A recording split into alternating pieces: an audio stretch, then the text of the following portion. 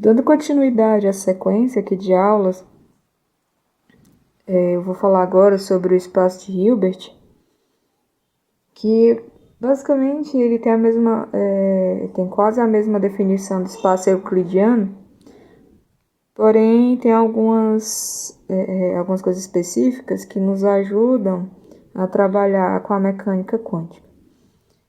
Primeiro, a gente tem que saber que na mecânica quântica, os vetores, né, quase sempre são funções, né? São funções em espaços com dimensões infinitas. E aí o conjunto de todas essas funções, em x, por exemplo, constitui um espaço vetorial. Mas para os objetivos da mecânica quântica, ele é muito amplo. Assim, a função de psi ela tem que ser normalizada para a gente ter um estado físico possível, né? Então, psi tem que ser normalizado. Daí, o conjunto de todas as funções quadrado integráveis f de x, tais que a integral de AB, a integral num determinado intervalo, de f de x, o módulo disso aqui ao quadrado, vai ser menor do que infinito, né? Isso aqui constitui um espaço vetorial menor. E esse espaço vetorial menor, ele é chamado de L2 ou o espaço de Hilbert, né? L2 é uma nomenclatura mais matemática. E daí as funções de onda, elas existem no espaço de Hilbert.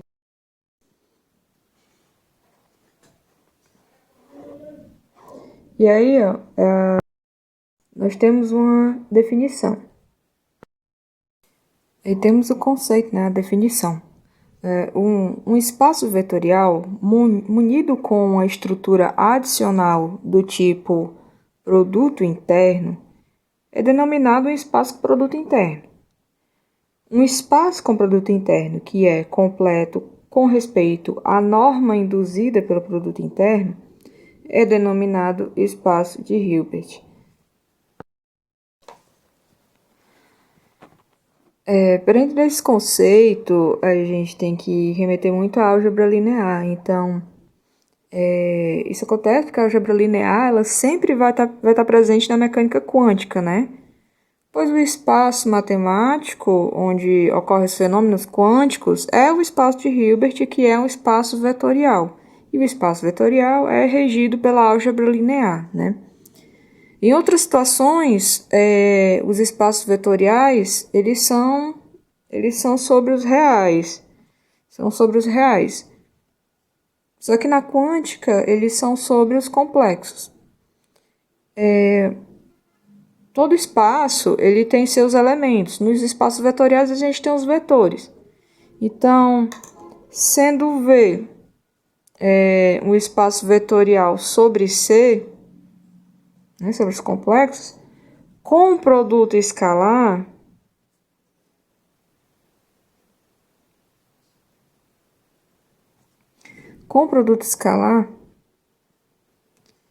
onde V1 e V2, né, são dois vetores, pertencem a V, a gente vai ter as seguintes propriedades.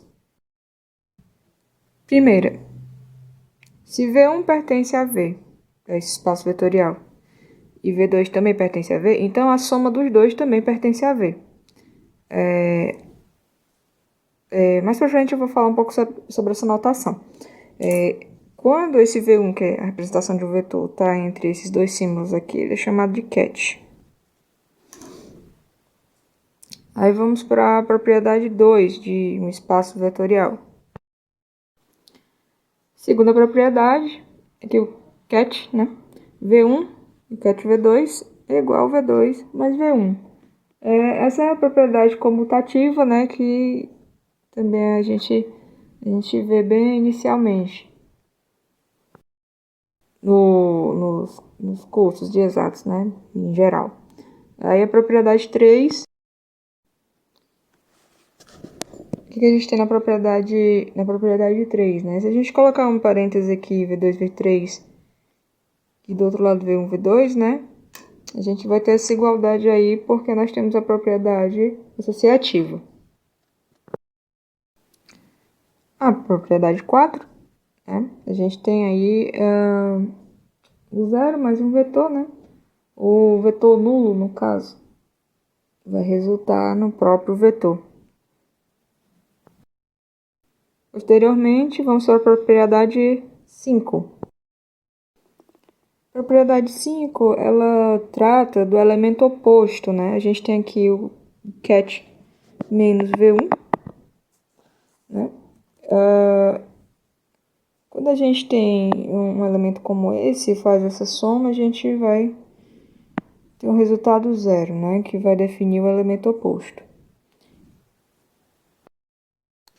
A propriedade 6, a gente vê o que? Se temos aí um escalar representado por esse alfa, que ele pertence aos complexos, o produto desse escalar pelo vetor também vai pertencer a esse espaço vetorial. E por fim, a propriedade 7. Se eu tenho aqui novamente um escalar alfa, um beta que pertence aos complexos, e eu tenho aqui uma soma, eu posso fazer a distributiva, né? Fazendo aqui o alfa por cada termo, eu vou ter esse resultado aqui, alfa V1 mais alfa beta V2. Propriedade 7, eu tenho aqui um escalar alfa, né, e um beta pertencentes aos complexos. Eu posso fazer uma distributiva, né? Se eu tenho esta situação, eu vou simplesmente multiplicar por cada termo e vou obter essa igualdade aqui. Além de ser um espaço vetorial, ele é um espaço vetorial com produto escalar. Isso implica em ter algumas propriedades a mais, né, que o diferencia de um espaço euclidiano convencional, né? Então vamos fazer o seguinte, eu vou representar um produto escalar com essa notação aqui. Eu vou ter um elemento aqui, vírgula, e outro elemento aqui. Né? Isso aqui vai estar associado a um complexo. Um número complexo. Com isso, nós temos as seguintes propriedades. Aqui eu tenho um produto escalar de V1 e V2. Eu vou ter... se eu quiser fazer o inverso, eu vou ter o complexo conjugado desses vetores. Normalmente, no estudo dos vetores, por exemplo, se eu tiver um vetor A, um vetor B, eu posso dizer que o vetor B vezes A, o produto escalar, vão ser iguais, né, nessa situação. Mas isso aqui só é válido para os números reais. Nos complexos, é necessário aplicar o complexo conjugado, ou seja, essa igualdade aqui ficaria nesse formato.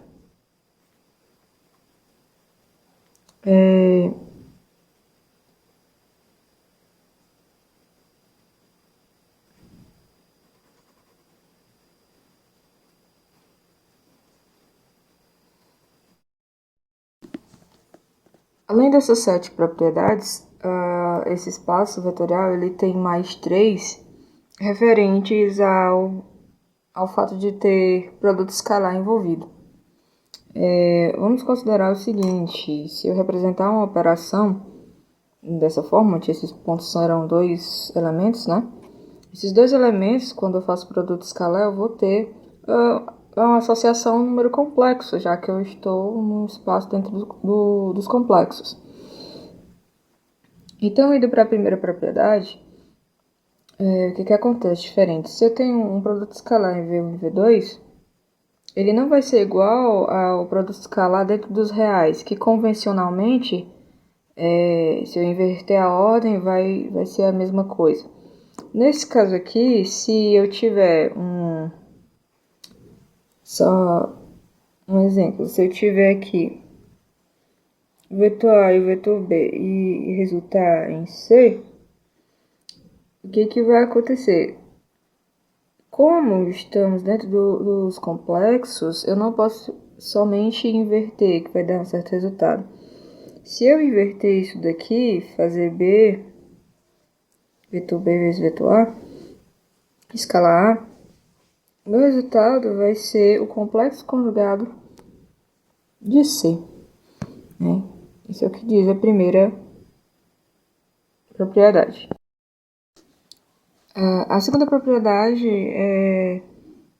ocorre porque essa é uma operação linear somente no segundo termo e antilinear no primeiro termo, ou seja, qualquer constante, no caso aqui a constante alfa, que multiplica o primeiro termo, sai do parêntese como um complexo conjugado.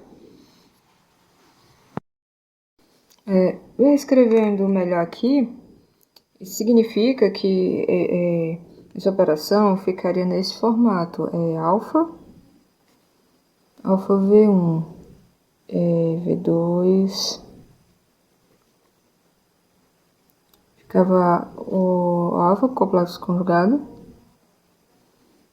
V1, V2.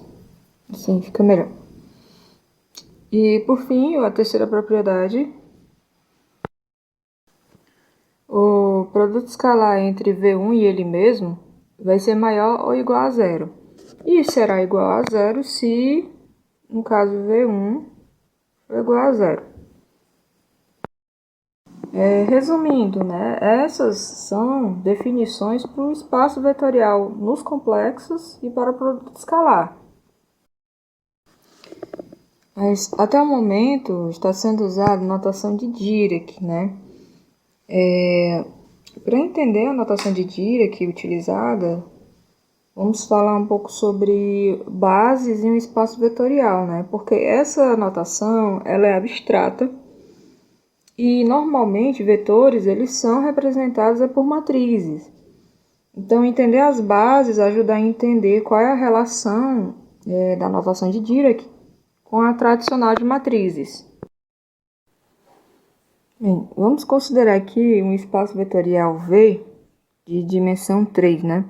Essa definição garante que é possível encontrar três elementos, né? Três vetores que são linearmente independentes, né? São LI.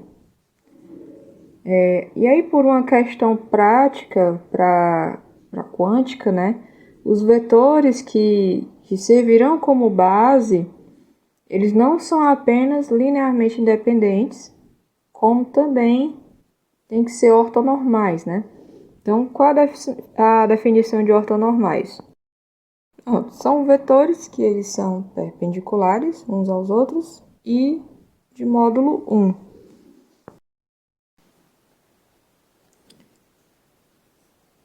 No caso, quando eles são vetores perpendiculares, o produto interno de um com o outro, né?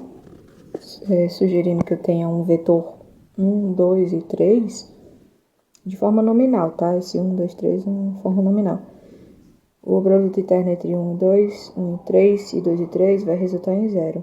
E o produto interno entre eles, cada um deles mesmos vai resultar em 1. Isso aqui forma uma base. Tudo isso aqui forma uma base. Por exemplo, vamos definir aqui o vetor 1, 2 e 3 em forma de matriz, né? Pertencendo a esse espaço vetorial. Bem, aí eles podem ser em forma de matriz. O vetor 1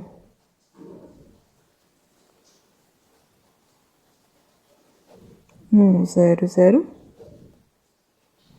Vetor 2, 0, 1, 0. Opa. E o vetor 3, 0, 0, 1. Né? Esses elementos representados dessa forma, como eu disse anteriormente, são cats, né? Levando em consideração outros vetores, como V1 e V2, V1 e V2 vão ser compostos por estes elementos aqui, 1, 2, 3. Então, se fizermos o produto escalar entre esses dois, vai ficar da seguinte forma, né? Aqui V1, usando aquele formato lá, né, com parênteses, vai ficar igual, né? Eu peguei esse pessoal aqui e coloquei na primeira parte. No lugar do V2 coloquei esse pessoal aqui. Né? Então, multiplicando cada termo desse por todos do outro lado, né? Fazendo produto. Alguns vão zerar pelo fato de serem ortonormais, né? Daí vão sobrar somente os semelhantes. Com isso, o produto vai ficar assim. Bem, isso vai ficar nesse formato aqui. Bem, aí como foi visto anteriormente, o primeiro termo, que a gente tem três conjuntos, né? O primeiro termo, como foi visto anteriormente, ele é antilinear, então ele vai sair como complexo conjugado. No final das contas, nós temos outra mudança aqui.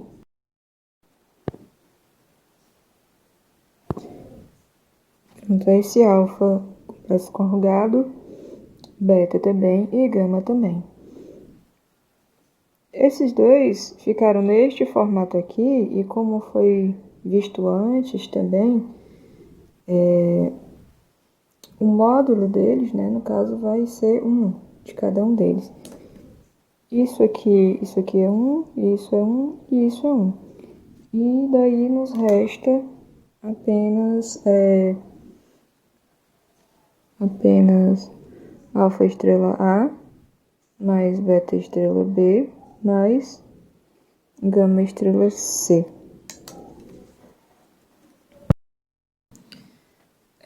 No produto escalar convencional, se nós tivéssemos aqui um V1, alfa, beta, gama e um V2, ABC, fazia-se, né? Fazia-se esse V1 como uma matriz linha, para poder fazer o produto com o V2 continuando a matriz coluna, né? Isso aqui ia ficar nesse formato, alfa, beta, gama, A, B, C. Aqui ia resultar em alfa A mais beta B mais gama C. Né? Aqui a diferença entre esse e o anterior é só a questão do complexo conjugado. Então, por que tudo isso? Para a gente definir o bra, né, dessa notação de Dirac. O bra de um elemento, de um elemento, né, no produto interno, o bra de um elemento, um vetor, né, ele representa o vetor transposto e com complexo conjugado, né? Daí, esse V1, agora com essa pontinha para cá, né? Ele é o transposto complexo conjugado, representando assim em matriz.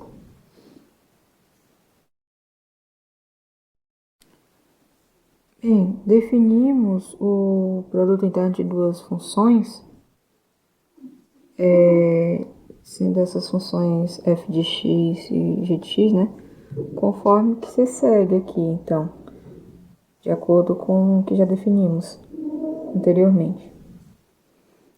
Se esse F e esse G eles são quadrado integráveis, ou seja, se os dois estão no espaço de Hilbert com todas aquelas propriedades, o produto interno deles certamente existe. Isso aí é definido pela desigualdade de Schwarz. A desigualdade de Schwarz diz o seguinte: em vez de G e F, vamos adotar aqui um alfa e um beta. Que o módulo desse produto interno aqui entre alfa e beta, ele é menor ou igual do que o módulo da norma de alfa pelo módulo da norma de beta. Ou também, pode ser representado de outra forma, né? O módulo do produto interno entre alfa e beta. Aí veio o quadrado para esse lado. E fica aqui a norma de alfa pela norma de beta. Isso é o que a desigualdade de Schwarz diz. A gente pode demonstrar essa desigualdade. Primeiro, a gente tem que levar em consideração que a norma de cada uma dessas funções tem que ser positiva. No caso aqui eu estou representando como vetores. Então, a norma de alfa, por exemplo, tem que ser maior ou igual a zero.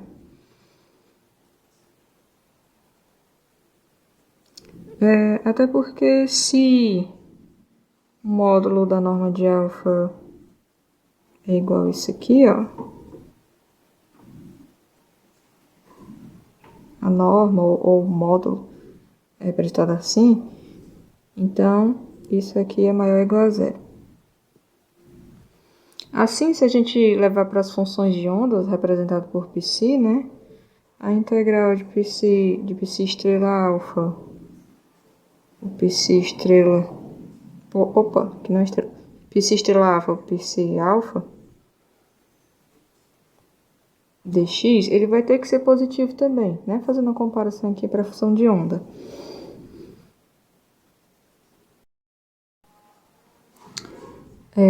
Se a gente pegar um estado ou um vetor qualquer, chamando ele de gama, sabendo que a norma dele é maior ou igual a zero, a gente pode fazer alguns arranjos aqui.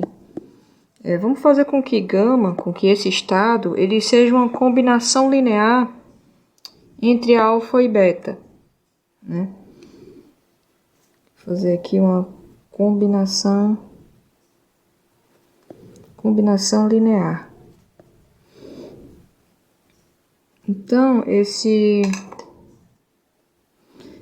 gama, por exemplo, pode ser um C1 alfa, que é o cat alfa, mais um C2 beta.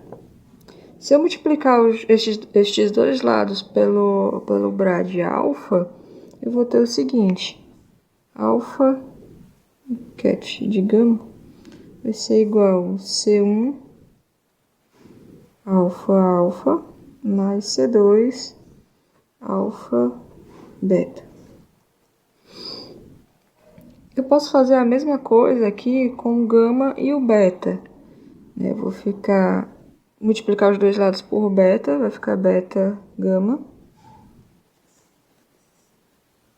beta alfa. Opa, é isso mesmo. Mais C2 beta.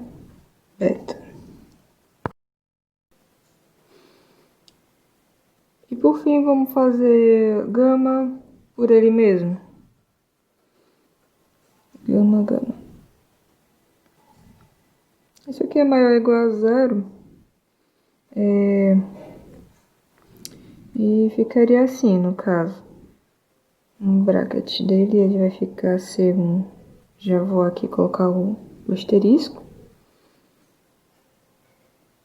alfa mais C2 asterisco e beta, opa,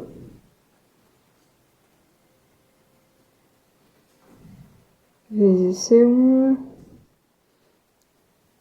alfa, aqui já é cat, mais C2 beta. Isso aqui é maior ou igual a zero. Bem, a gente vai operar com esses termos aqui, com esse, depois com esse, e o segundo pelo primeiro e o segundo do outro. E isso aqui vai resultar no seguinte, vai resultar em C1 quadrado alfa alfa, mais C1 asterisco C2, alfa beta,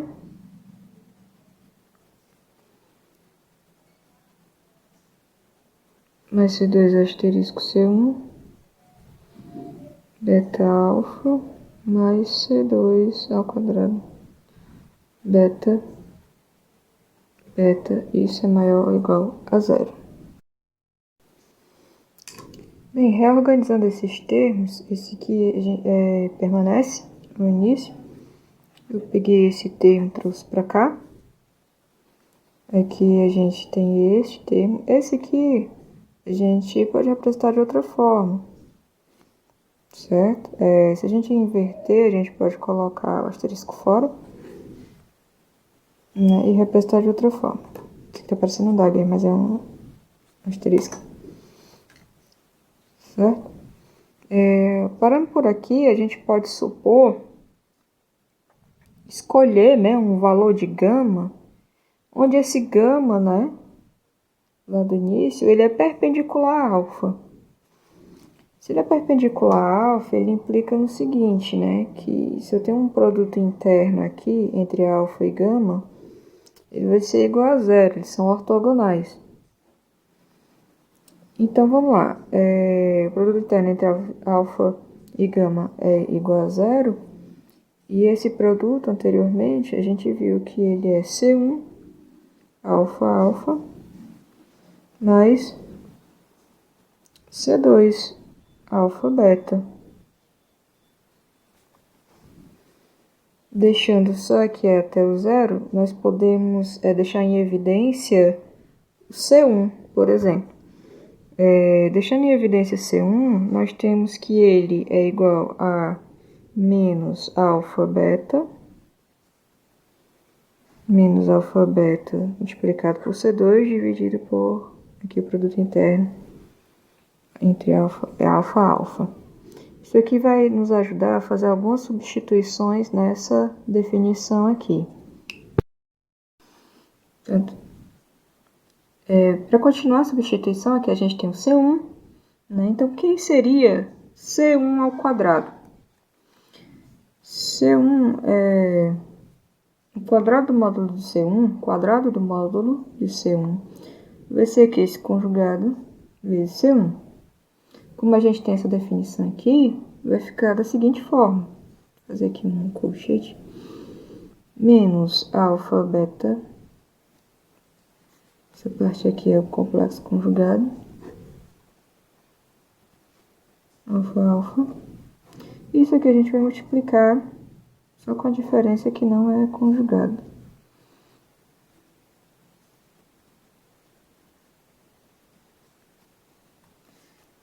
Então, isso resulta no seguinte. Quando eu faço essas operações, isso aqui fica ao quadrado. Esse fica ao quadrado, C2 fica ao quadrado e alfa alfa ao quadrado. No final das contas, o módulo de C1 aqui, quando eu levo ele ao quadrado, é basicamente produto interno de alfa beta. Isso aqui está em módulo e é ao quadrado, alfa alfa ao quadrado e C ao quadrado. Isso aí dá pra gente fazer uma substituição. A gente vai substituir esse C1 quadrado nessa definição aqui, onde tem esse termo, né? O módulo de C1, que está ao quadrado. A gente vai colocar que a gente descobriu aqui.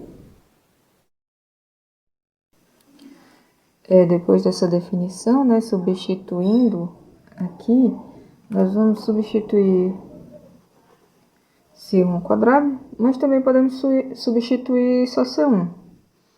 Nós temos C1 estrela aqui e aqui. Então, a gente pode reescrever substituindo. Pronto. Aí esse C1 quadrado veio para cá. Esse aqui é um sinal de menos. E esse veio para cá, que é um sinal de menos. Teve um pequeno erro. Reorganizando aqui e juntando, por exemplo, esses dois aqui, a gente pode reduzir ainda mais essa definição. Eu posso cancelar esse com um desses, por exemplo. A gente pode unir esses dois, vai ficar C2 ao quadrado. E aqui também vai ficar C2 ao quadrado.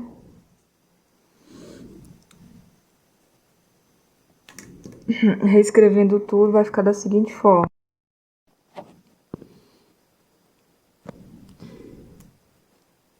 Tem outra coisa que a gente pode eliminar aqui, que é o seguinte, esse C2,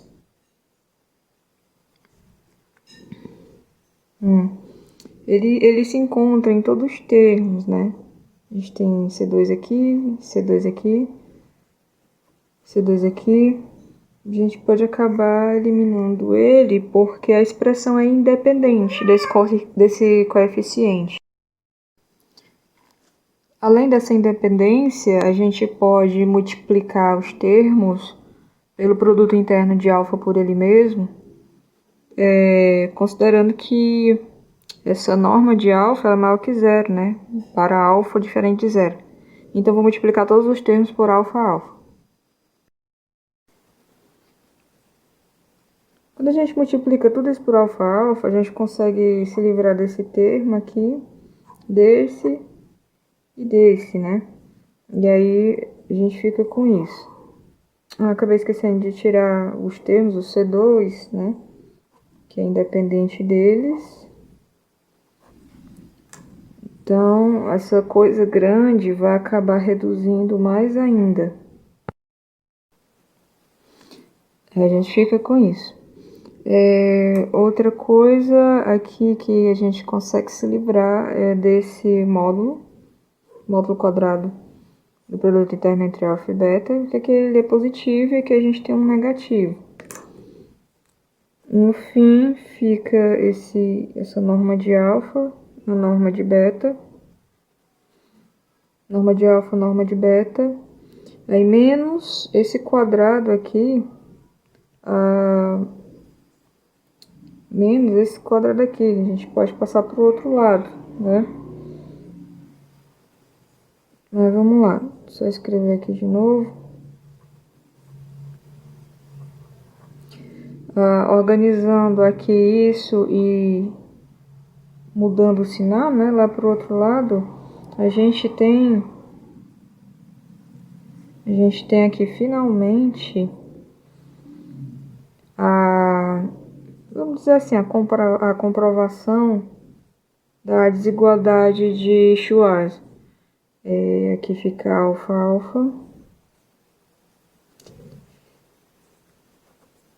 beta, né? Para finalizar aqui essa parte.